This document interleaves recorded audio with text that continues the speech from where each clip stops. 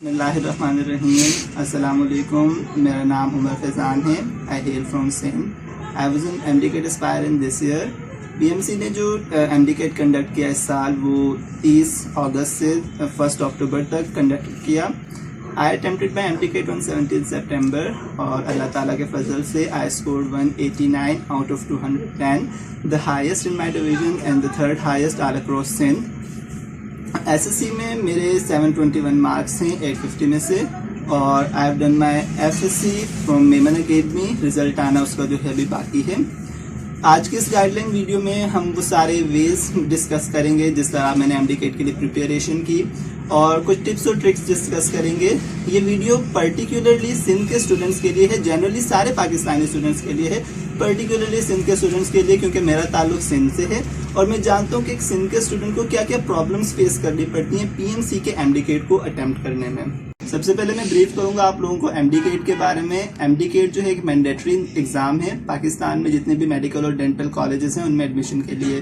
बहुत सारे स्टूडेंट्स का ये ख्वाब होता है, उनकी डिज़ायर होती है कि वो जो है एमडीकेट को पास करें और मेडिकल और डेंटल कॉलेजेस में एडमिशन लें। एफएससी के स्टार्ट से ही मेरा ये गोल था कि इंशाल्लाह ये एग्ज़ाम जो है वो पास करना है अच्छे मार्क्स से। तो एफएससी के स्टार्ट से ही मैंने जो है ऐसी स्ट्रेटेजी जो फॉलो की जो मुझे एमडीकेट की प्रिपरेशन में स्टार्ट से ही हेल्प करे। मेरा प्रोसीजर ये था, और ये जो मेरा प्रोसीजर है आप सबको मतलब हेल्प आउट करेगा जो भी अभी एफएससी के स्टूडेंट हैं या फिर इंटर के स्टूडेंट हैं और आगे जो है वो एमडीकेट अटेम्प्ट करेंगे, उन सब की हेल्प आउट करेगा। मेरा तरीका ये था कि जो भी टॉपिक होता उसको सबसे पहले जो है वो कॉन्सेप्चुअली क्लियर करता मैं कि कॉन्सेप्ट क्या है, उसका टॉपिक है क्या, असल में उसमें बताया क्या गया है। कॉन्सेप्चुअली क्लियर करने का तरीका मेरे पास ये था कि मैं इमेजिन करता कि बहुत सारे स्टूडेंट्स बैठे हैं मेरे पास और मैं उनको समझा रहा हूँ। ये ट्रिक ऐसी है कि आप इससे किसी भी टॉपिक के कॉन्सेप्ट को बहुत अच्छे तरीके से जो है वो क्लियर कर सकते हैं। कि आप इमेजिन करें कि बहुत सारे स्टूडेंट आपको सुन रहे हैं और आप उन्हें समझा रहे हैं, असल में आप वो खुद को समझा रहे होते हैं। इस तरह से टॉपिक को कॉन्सेप्चुअली क्लियर करने के बाद एग्जैक्ट सिंटैक्स बुक्स से मैं जो है वो वर्ड टू वर्ड उसको रीड करता और जो जो इंपॉर्टेंट पॉइंट्स होते हैं वो मैं नोट कर लेता। इस तरह से बुक रीडिंग भी हो जाती टॉपिक की और कॉन्सेप्ट भी क्लियर हो जाता। तो ये एडवाइस है मेरी, जो भी अभी एफएससी के स्टूडेंट हैं, फर्स्ट ईयर के स्टूडेंट हैं या इंटर के स्टूडेंट हैं, वो इसी तरह से करें। कॉन्सेप्ट भी क्लियर होगा और जो है वो आपकी बुक रीडिंग भी अच्छी होगी, इंपॉर्टेंट पॉइंट्स भी नोट कर लें।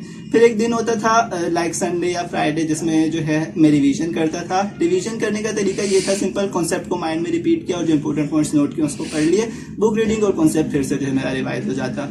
तो ये प्रोसीजर मेरा रहा है पूरे फर्स्ट ईयर में। अच्छा, बहुत सारे स्टूडेंट ये पूछते हैं कि हम लोग एमडीकेट को गोल बनाएं या फिर बोर्ड पेपर्स को, क्योंकि एमडीकेट हमें इंटर के बाद देना है, बोर्ड पेपर हमें फर्स्ट ईयर में भी देने, इंटर में भी देने। तो ये जो मेरा प्रोसीजर था इससे मुझे एमडीकेट और बोर्ड के पेपर्स दोनों में हेल्प आउट हुई, क्योंकि जब आपके कॉन्सेप्ट क्लियर हो तो बोर्ड में किसी भी किस्म का सवाल आए आप जो है इजीली उसको अटेम्प्ट कर सकते हैं। आपके पास वर्ड्स ही वर्ड्स होते हैं उसको जो है वो इजीली लिखने में। तो मुझे अलग से बोर्ड के एग्जाम्स की तैयारी नहीं करनी पड़ी। ये जो प्रोसीजर था कॉन्सेप्चुअली क्लियर किया, बुक से रीड किया, इससे मुझे बोर्ड के एग्जाम्स के साथ साथ एमडीकेट की भी जो है वो बहुत ज़्यादा उसमें मेरी प्रिपरेशन हुई। अच्छा, फर्स्ट ईयर के मिड में क्या हुआ कि कोविड-19 के क्राइसिस हुए और जो है पूरे कंट्री में लॉकडाउन हुआ, कॉलेजेस बंद हो गए। अब जो मेरा प्रोसीजर था इसने मुझे इस सारी सिचुएशन में भी बहुत हेल्प आउट किया। कॉन्सेप्ट क्लियर करना, इमेजिन करके स्टूडेंट्स को उन्हें समझाना, इसकी मुझे इतनी आदत हो गई थी कि जो जो चैप्टर्स हमारे रह गए थे फर्स्ट ईयर में से उनको मैंने खुद ही कवर किया। खुद ही इमेजिन किया कि कोई मुझसे पढ़ रहा है और मैं उन्हें पढ़ा रहा हूँ, एक्चुअली मैं खुद ही उन्हें खुद को समझा रहा होता था। तो इस तरह से जो चैप्टर्स मेरे रह गए उनको मैंने कवर किया फर्स्ट ईयर में। अभी बात ले जाने का मकसद ये है कि हम कोविड-19 के एक नए वेरिएंट के बारे में सुन रहे हैं, ओमिक्रॉन के बारे में। खुदा ना खास्ता, अल्लाह ना करे, अगर कंट्री में ऐसी कंडीशंस दोबारा होती हैं कि अकेडमीज कॉलेजेस वगैरह बंद हो जाते हैं, तो आप इसी तरह से करें। अगर आपको कॉन्सेप्ट क्लियर करने की आदत है ना, तो जो जो टॉपिक्स आपके रह गए आप अकेडमीज खोलने का इंतजार ना करें, आप लोग ऑनलाइन क्लासेस स्टार्ट होने का इंतजार ना करें, आप खुद ही उनको जो है वो क्लियर करें। तो बहुत बेस्ट रिजल्ट इसके आएंगे। तो मेरा यही प्रोसीजर रहा फर्स्ट ईयर तक। फिर जो है अल्लाह ताला के फजल से लॉकडाउन खत्म हुआ, इंटर स्टार्ट हुआ और जो है वो फिर इंटर के मिड तक मेरा यही प्रोसीजर रहा जो मैंने बताया। टॉपिक को सिंटैक्स बुक से कॉन्सेप्चुअली क्लियर करना और फिर सिंटैक्स बुक से ही रीड करना। देन वो पॉइंट आया जिसने कंफ्यूजन क्रिएट की। पीएमसी ने पीएमडीसी को जो है रिप्लेस किया और पहला नेशनल एमडीकेट जो है वो कंडक्ट किया। जब उसके क्वेश्चंस मैंने देखे सो मोस्टली उसमें ऐसे सवाल थे जो फेडरल टेक्स्ट बुक और पंजाब टेक्स्ट बुक से थे। सो या इट क्रिएटेड कंफ्यूजन कि हम लोग तो सिंध टेक्स्ट बुक पढ़ रहे हैं, हमने फर्स्ट ईयर को सिंध टेक्स्ट बुक से क्लियर किया है, पंजाब टेक्स्ट बुक पर इतना फोकस नहीं किया, उनको पढ़ना है। इंटर अब हमारी चल रही है, उसमें हम किस तरह से कवर करेंगे। और ये बहुत से स्टूडेंट्स का अब भी सवाल है सिंध के स्टूडेंट्स का कि हम लोग कैसे कवर करें, स्टार्ट कहाँ से लें, किस बुक को पहले पढ़ें। तो मैंने क्या तरीका अपनाया, कंफ्यूजन रही एक दो दिन तक, वो टेंशन थी कि अब क्या करना है, क्योंकि अगले साल भी कंफर्म था कि पीएमसी एमडीकेट कंडक्ट करेगी और वो भी इसी तरह से होगा जिसमें जो प्रायोरिटी होगी वो पंजाब को मिलेगी या फेडरल को मिलेगी।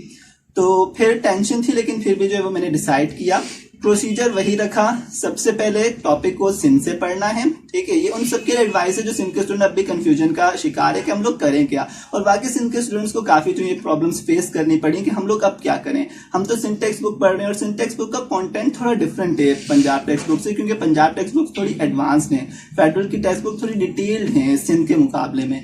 तो इशू हुआ हम लोगों को, किया मैंने वही कि सिंध टेक्स्ट बुक से कॉन्सेप्ट को क्लियर किया, उसको रीड किया, क्योंकि वो मस्त थी हमारे लिए, हमें बोर्ड एग्जाम्स भी देने थे। अब कॉन्सेप्ट क्लियर है तो मुझे पंजाब टेक्स्ट बुक और फेडरल टेक्स्ट बुक से वही टॉपिक्स पढ़ने में कोई इशू नहीं हुआ। उनसे भी मैंने सिर्फ टॉपिक्स पढ़े और जो जो इंपॉर्टेंट पॉइंट्स उनको नोट किया।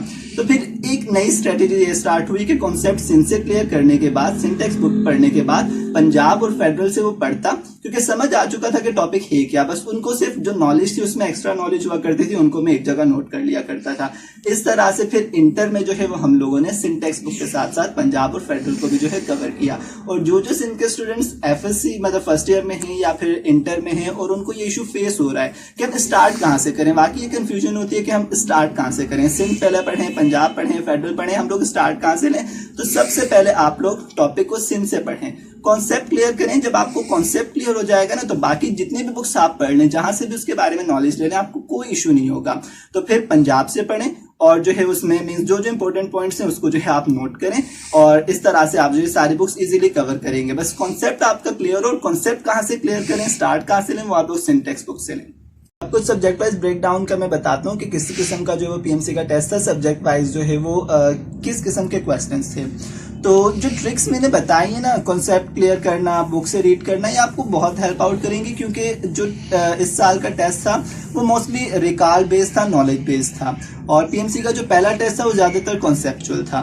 तो आपने कॉन्सेप्चुअली अगर टॉपिक को क्लियर किया है, बुक से रीड किया, तो आप इजीली जो है वो एमडीकेट पीएमसी ने जो कंडक्ट किया इस साल या पिछले साल कंडक्ट किया, आप इजीली उसको क्लियर कर सकते हैं। बायो में ये था कि एग्जैक्ट जो है वो बुक की लाइंस थी, ठीक है। काफी चीजें ऐसी थी जो मतलब रिकॉल बेस्ड थी, नॉलेज बेस्ड थी, साइंटिस्ट के नाम थे, डेट्स वगैरह पूछी हुई थी, वर्ड्स का पूछा था इनका ओरिजिन कौन सी लैंग्वेज से है। तो मीन्स नॉलेज बेस्ड ज्यादा था।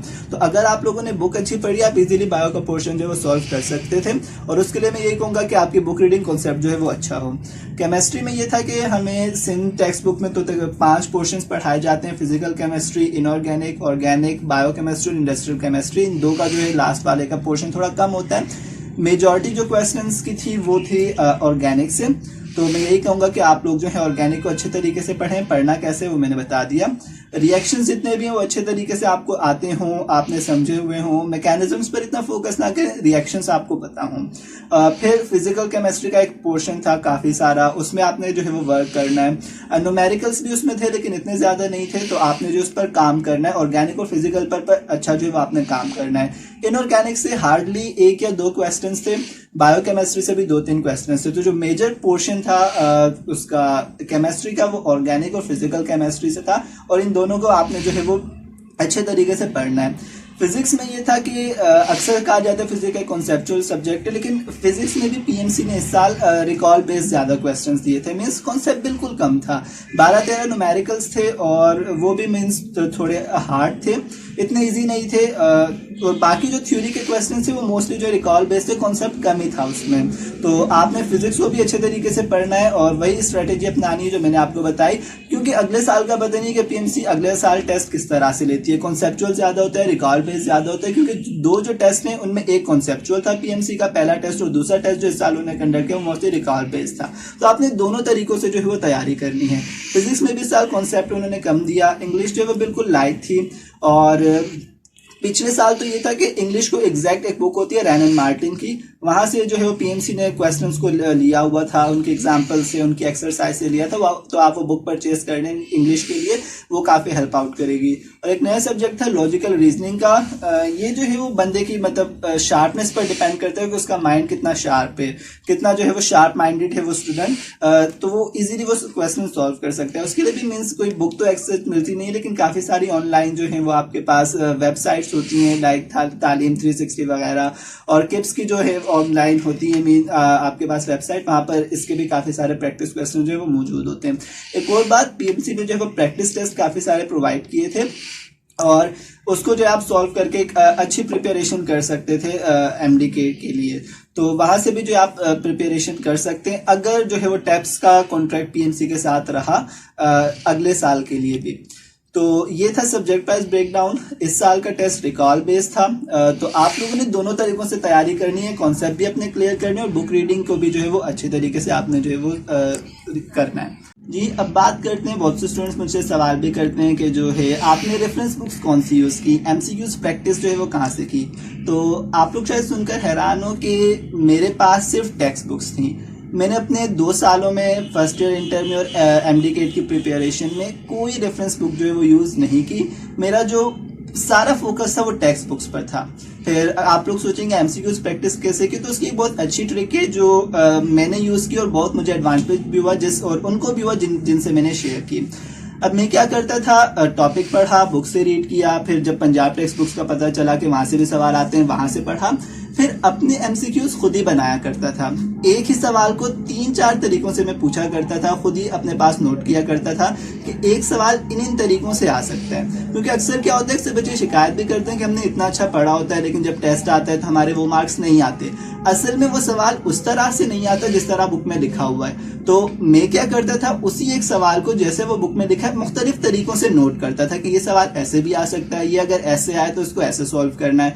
तो अगर टेस्ट बनाने वाला इसको किसी नए तरीके से देता था तो मुझे पता होता था कि इसको अब ऐसे सॉल्व करना है। और इस ट्रिक ने वाकई मुझे हेल्प किया। मेरे जो भी मतलब पैसे वगैरह जाया होने थे एमसीक्यूज बुक खरीदने में, महंगी और रेफरेंस बुक्स खरीदने में, वो मैंने बचा ली। और इस ट्रिक ने वाकई मुझे हेल्प आउट किया कि फिजिक्स का कोई न्यूमेरिकल है वो इस तरह से आया है, अगर वो इस तरह से आए तो हम इसे ऐसे सॉल्व करेंगे, अगर ये इस तरह से बन जाए तो फिर इसका सोल्यूशन इस तरह से होगा। और अगर टेस्ट में कोई नया तरीका आता तो तब भी मुझे वो इस सॉल्व करने में आसानी होती। क्यों? क्योंकि मुझे पता था कि इन तरीकों से आ सकता है। तो आप सबकी भी यही एडवाइस है कि आप सबको मेरी एडवाइस है कि बुक्स जो आप मिलती हैं एमसीक्यूज, उस पर रिलाय करने से बेहतर है आप अपने एमसीक्यूज खुद बनाएं। खुद कैसे बनाएं? आपने एक टॉपिक पढ़ लिया, उसमें से आप पहले सिंपल एमसीक्यूज बनाएं, फिर उन्हीं एमसीक्यूज को मुख्तलिफ एंगल से देखें कि अगर ये ऐसे आता है तो इसको ऐसे सॉल्व करना है, ये सवाल इस तरह से भी आ सकता है। और ये आपको बहुत हेल्प आउट करेगा जब बनाने वाला किसी नए तरीके से उस सवाल को देगा। अगर आप लोगों को लगता है कि आपको रेफरेंस बुक की ज़रूरत है तो आप बेशक लें, हेल्प आउट करती हैं बहुत। एमसीक्यूज की जो बुक्स होती हैं बहुत हेल्प आउट करती हैं, लेकिन जो मेरी ट्रिक है उस पर भी आप ज़रूर काम करें कि हर एक टॉपिक से आप एमसीक्यूज बनाएं और एक ही एमसीक्यूज को मुख्तलिफ तरीकों से बनाने की कोशिश करें। इससे एक शिकायत जो है स्टूडेंट्स की दूर होती है कि हमने पढ़ा बहुत अच्छा था लेकिन फिर भी मार्क्स जो हमारे अच्छे नहीं आए। क्योंकि बनाने वाला कभी कभार क्या होता है कि कॉन्सेप्ट को थोड़ा मीन्स चेंज करके देता है। तो अगर आपकी आदत होगी ना कि मुख्तलिफ तरीकों से एक ही सवाल को सॉल्व करने की, तो फिर आप इजीली जो है उसको कर लेंगे। अब बात करते हैं टाइम मैनेजमेंट की कि मैंने पूरे अपने जो है एफएससी में और एमडीकेट की प्रिपरेशन में टाइम को किस तरह से जो है वो मैनेज किया।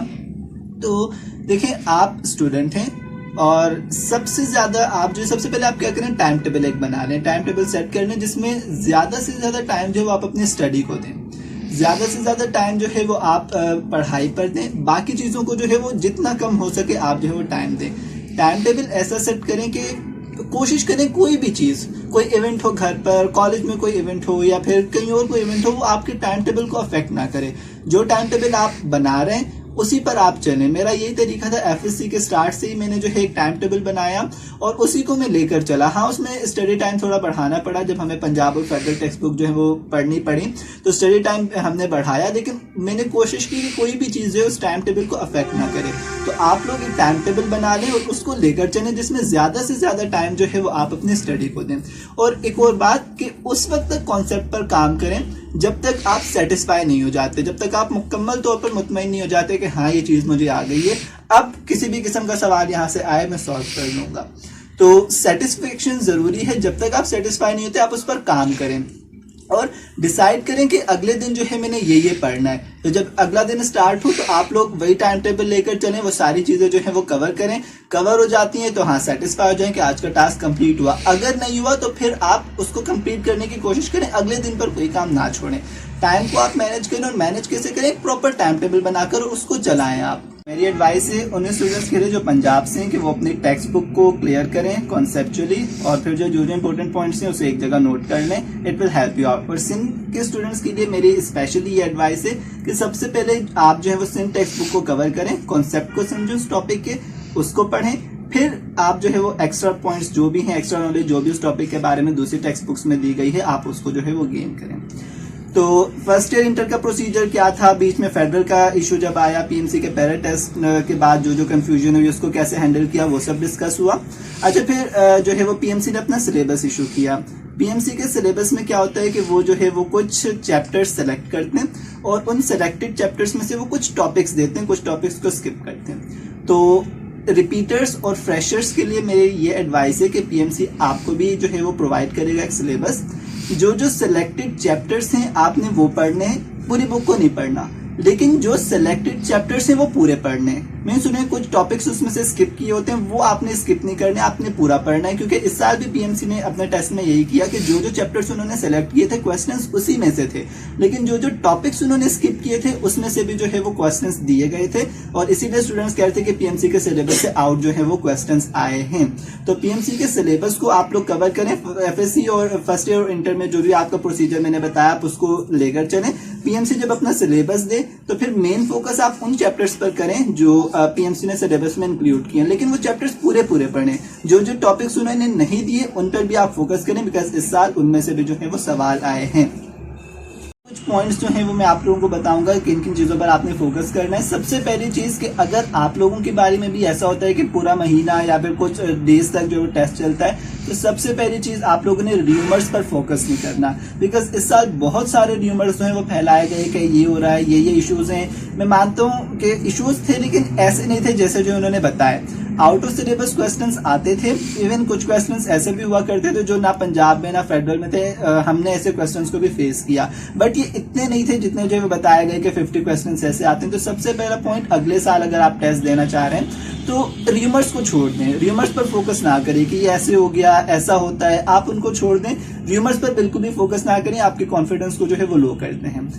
नर्व्स को कैसे कंट्रोल करना है, प्रेशर को कैसे हैंडल करना है, तो ये एक फितरी बात है कि इंसान प्रेशराइज होता है, उस पर एक्सपेक्टेशंस का ज्यादा बोझ होता है कि लोग जो एक्सपेक्ट करते हैं वो उसको प्रेशराइज करते हैं। तो अगर आपसे प्रेशर हैंडल नहीं हो रहा तो टेंशन ना लें, सबके साथ होता है। इवन कि जिस स्टूडेंट ने 100% तैयारी की वो भी जरूर प्रेशराइज होगा एमटीकेट में जाने से, मतलब अटेम्प्ट करने से पहले, अपने सेंटर में जाने से पहले। बस यकीन करें कि जो भी होगा आपके लिए अल्लाह इंशाल्लाह बेहतर करेगा। एक और बात कि अल्लाह से अपना कांटेक्ट अच्छा रखें, क्योंकि वो जानता है कि आपके लिए क्या बेहतर है क्या नहीं है। तो बस मेहनत करें। ये डिपेंड नहीं करता कि कौन सी एकेडमी आपने चूज की है, कौन सी सिटी से हैं आप, बस आप मेहनत करें। मेरा ताल्लुक शहजादपुर से, इंटीरियर सिंध का जो है एक सिटी है। इतनी फैसिलिटीज यहाँ अवेलेबल नहीं है, लेकिन फिर भी अल्लाह ताला के फजल से, अपने पेरेंट्स की दुआओं से और टीचर की हेल्प से और अपनी मेहनत से जो है, अल्लाह का शुक्र है, मैंने जो है इतना स्कोर किया कि सिंध में मेरे शहजादपुर का नाम आया, और ऑल अक्रॉस पाकिस्तान भी जो है ये एक अच्छा स्कोर है। तो र्यूमर्स पर फोकस ना करें, मेहनत करें, अच्छे तरीके से पढ़ें। एक्स्ट्रा मटेरियल पर इतना ज्यादा फोकस ना करें। जो टेक्स्ट बुक्स हैं यही बहुत हैं आपके लिए, इसी से आप अपना एक्स्ट्रा मटेरियल बनाएं। जो एक्स्ट्रा मटेरियल मिलता है उस पर पैसे जाया ना करें, टाइम वेस्ट ना करें। टेक्स्ट बुक पर फोकस करें, अपने एमसीक्यूज खुद बनाने की कोशिश करें, इंशाल्लाह बेहतर होगा। और एंड में भाई अपने पेरेंट्स का मैं शुक्रिया अदा करना चाहूँगा जिन्होंने मुझे इस पूरे सफ़र में बहुत सपोर्ट किया। अपने टीचर्स का जो है वो शुक्रिया अदा करना चाहूँगा। मेमन एकेडमी के जो एडमिनिस्ट्रेशन थी और जो स्टाफ था उन्होंने मुझे बहुत सपोर्ट किया, और अपने सारे फ्रेंड्स का जिन्होंने मुझे दुआएं दी, और ख़ुद का भी कि मुझे खुद पर कॉन्फिडेंस था कि मैं कर सकता हूँ ये। आल्दो मुश्किल टास्क था, क्योंकि हमें बहुत सारी चीज़ें जो है वो कवर करनी पड़ रही थी, और सिंध के स्टूडेंट्स के साथ बाकी ये इशू होता है कि उन्हें सिंध टेक्स्ट बुक भी पढ़नी पड़ती है बोर्ड एग्जाम्स के लिए, और पीएमसी का जो टेस्ट होता है वो पता चलता है उसको देखकर कि पंजाब को प्रायोरिटी दी गई है या फेडरल को जो है प्रायोरिटी दी गई है टेस्ट बनाने के लिए। हमें बहुत से कम क्वेश्चंस ऐसे मिलते हैं कि जो सिंध टेक्स्ट बुक में है वहाँ नहीं है, तो हमें बहुत कुछ जो है मतलब पढ़ना पड़ता है अपनी बुक्स के साथ साथ। तो उन सबका मैं शुक्रिया अदा करना चाहता हूँ जिसने इस मुश्किल सफ़र में मेरा साथ दिया। और आप लोगों को भी ये एडवाइस दूंगा कि सफ़र बेशक मुश्किल है, मुश्किलात आती हैं, इसमें बहुत सारी आती हैं, लेकिन जब आप मंजिल पा लेते हैं तो फिर वो सारी मुश्किलात आपके लिए खूबसूरत याद बन जाती हैं। Thank you.